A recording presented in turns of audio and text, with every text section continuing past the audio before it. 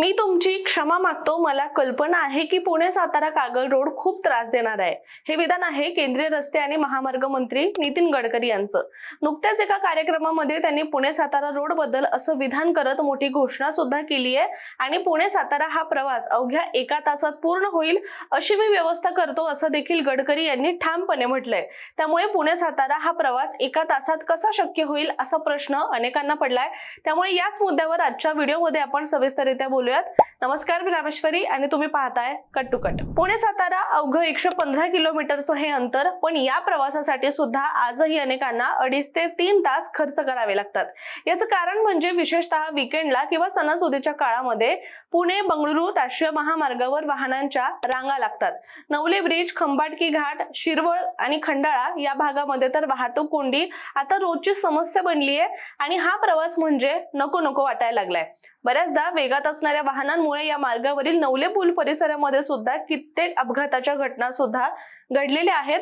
पण आता या सगळ्यावर कायमचा उपाय करण्यासाठी केंद्र सरकार मोठी तयारी करत आहे आणि त्याचमुळे पुणे सातारा प्रवास अवघ्या 1 तासावर येण्याची शक्यता वर्तवली गेली आहे.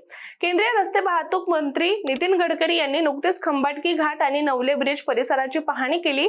यावेळी त्यांनी अधिकाऱ्यांकडून वाहतूक कोंडी, अपघात आणि रस्त्यावरील अडचणींची सविस्तर माहिती घेतली आहे. त्यानंतर त्यांनी एक मोठी घोषणा केली. पुणे सातारा हा प्रवास जलद आणि सुरक्षित करण्यासाठी तब्बल 6,000 कोटी रुपयांचा DPR म्हणजे सविस्तर प्रकल्प अहवाल तयार करण्यात आल्याचं त्यांनी म्हटलंय. पण याबद्दल नेमकं नितीन गडकरी यांनी काय म्हटलंय हे आपण सविस्तररित्या पाहूयात. तर मला कल्पना आहे की तुम्हाला पुणे सातारा कागल रोड खूप त्रास देणार आहे. मी क्षमा मागतो तुमची. आता मी तरी काय करू? कॉन्ट्रॅक्टर ढंगाचे भेटत नाही. आता कॉन्ट्रॅक्टर जिथे दिसेल तिथे ठोकल्याशिवाय राहत नाही. शिवाय ब्लॅकलिस्ट नाही तर जेलमध्ये टाकायला सांगेल असं नितीन गडकरी यांनी म्हटलंय.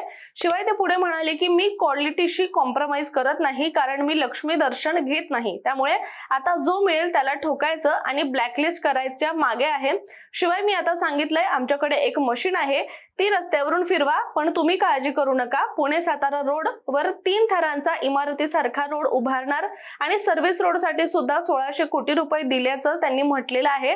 यासोबतच पुणे आणि सातारा हा रोड सुद्धा कागलपर्यंत 6 ते 8 महिन्यामध्ये पूर्ण करू असं आश्वासन गडकरी यांनी दिलंय. मात्र आता हा प्रकल्प नेमका कसा असणार आहे पाहूयात. तर सर्वात आधी पुणे शहरातील वाहतूक कोंडी कमी करण्यावर यामध्ये भर दिला जाणार आहे, कारण सध्या महामार्गावरचा सर्वात जास्त वेळ पुणे शहरातून बाहेर पडण्यासाठीच जातो. त्यामुळे शहरामध्ये नवीन बहुपदरी फ्लायओव्हर्स उभारले जाणार आहेत. पुणे सातारा मार्ग, पुणे नगर महामार्ग आणि वेस्टर्न बायपास यांना जोडणाऱ्या महत्वाच्या चौकांमध्ये उड्डाणपूल आणि सेवा रस्ते सुद्धा तयार केले जाणार आहेत. यामुळे शहरातील लोकल ट्रॅफिक आणि हायवे ट्रॅफिक वेगळी होईल आणि वाहनांचा वेग सुद्धा वाढेल. फक्त फ्लायओव्हर्सच नाही तर ट्रक पार्किंगसाठी सुद्धा स्वतंत्र व्यवस्था, अतिक्रमण हटवणे आणि रस्त्यालगत वन्यजीव संरक्षणाच्या उपाययोजनांवर सुद्धा या प्रकल्पामध्ये भर दिला जाणार आहे. कारण महामार्गावर मोठ्या प्रमाणावर माल वाहतूक ट्रक ये-जा करतात आणि त्यामुळे अनेक ठिकाणी वाहतूक मंदावते. विशेषतः शिरवळ, खंडाळा आणि खंबाटकी घाट या परिसरामध्ये ही समस्या जास्त जाणवते. त्यामुळे या ठिकाणी स्वतंत्र फ्लायओव्हर्स उभारण्याचं नियोजन सुद्धा सुरू करण्यात आल्याचं म्हटलं गेलंय. याशिवाय खंबाटकी घाट हा पुणे सातारा मार्गावरील सर्वात महत्वाचा पण तितकाच धोकादायक टप्पा देखील मानला जातोय.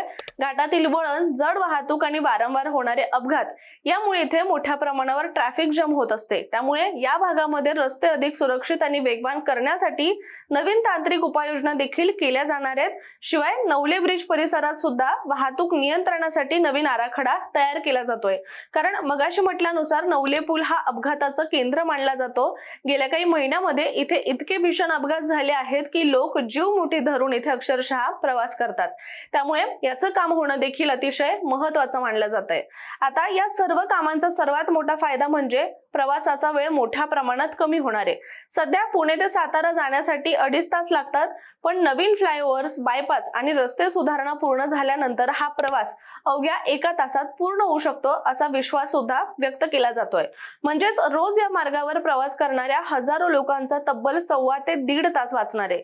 याचबरोबर आणखी एक मोठा बदल म्हणजे पुणे ते छत्रपती संभाजीनगर दरम्यानचा नवीन ग्रीनफील्ड एक्सप्रेसवे या प्रकल्पाचं काम सुद्धा वेगाने सुरू आहे. खराडी ते शिरूर उन्नत महामार्ग आणि पुढे समृद्धी महामार्गाला जोडणारा 192 किलोमीटरचा नवीन एक्सप्रेसवे तयार केला जातोय. त्यामुळे छत्रपती संभाजीनगर ते पुणे हा प्रवास अवघ्या 2 तास 15 मिनिटात पूर्ण होऊ शकतो आणि जर पुणे ते सातारा प्रवास 1 तासावर आला तर छत्रपती संभाजीनगर ते सातारा हा संपूर्ण प्रवास फक्त 3.5 तासामध्ये पूर्ण होण्याची शक्यता आहे। महत्त्वाचं म्हणजे हा प्रकल्प फक्त प्रवास वेगवान करण्यासाठी नाही तर सुरक्षिततेसाठी सुद्धा महत्त्वाचा ठरणार आहे। कारण पुणे बंगळुरू राष्ट्रीय महामार्गावर दरवर्षी हजारो अपघात होतात, त्यामुळे राष्ट्रीय महामार्ग प्राधिकरण आता कायमस्वरूपी उपाययोजना देखील राबवत आहे। एकूणच काय तर नितीन गडकरी यांनी दिलेल्या आश्वासनानुसार येत्या काही वर्षात पुणे सातारा महामार्गाचं चित्र पूर्णपणे बदललेलं पाहायला मिळू शकतं का? कमी वेळ, कमी ट्रॅफिक, सुरक्षित प्रवास आणि वेगवान कनेक्टिव्हिटी यासाठी आता पुणेकर आणि सातारकर सुद्धा प्रतीक्षेमध्ये आहेत। त्यामुळे या सर्व गोष्टी प्रत्यक्षात आल्यास पश्चिम महाराष्ट्रातील प्रवाशांसाठी ही खरोखरच मोठी दिलासादायक बातमी ठरेल, हे तेव्हा आपल्याला खऱ्या अर्थाने म्हणता येईल। मात्र तुर्तास आपण इथेच थांबूया, पण तुम्ही सांगा गडकरींनी दिलेल्या या आश्वासनाबद्दलचं तुमचं मत नेमकं काय? कमेंट करून आम्हाला सांगायला विसरू नका आणि अशाच माहितीपूर्ण व्हिडिओसाठी सुद्धा कटोकटच्या YouTube चॅनलला सबस्क्राईब करायला मात्र विसरू नका।